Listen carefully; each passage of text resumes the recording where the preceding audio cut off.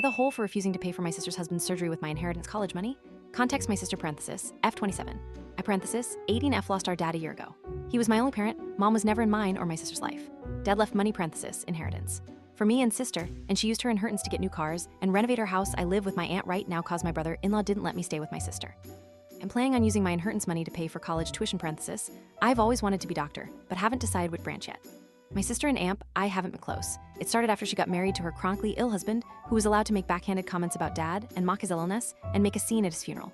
Only because he's ill and shouldn't be held accountable for his behavior.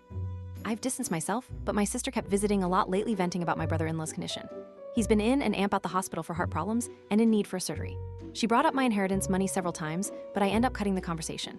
She then straight up asked if I could help pay for her husband's surgery and shed payback in less than a year. I felt uneasy cause if I give her money from my inheritance, which is a large amount then, there's no guarantee she'll pay back before it's time to apply for college. I'm taking a year gap, but I know my sister can't pay back that much, and I felt I was risking my future.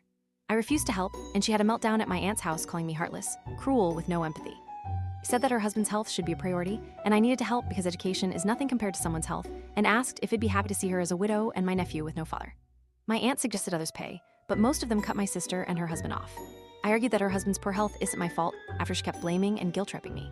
She kept crying, and although my aunt decided to stay out of it, she said that I should be prepared for permanent damage in my relationship with my sister if I don't help her now.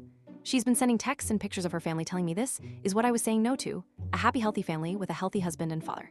I cried and felt like I was being selfish, not good aunt and sister. I asked my friend, and he said let them sell the cars and all the luxurious stuff they bought to afford the surgery, and warned me if I give them money, I'll never get it back, and may not be able to go to medical school.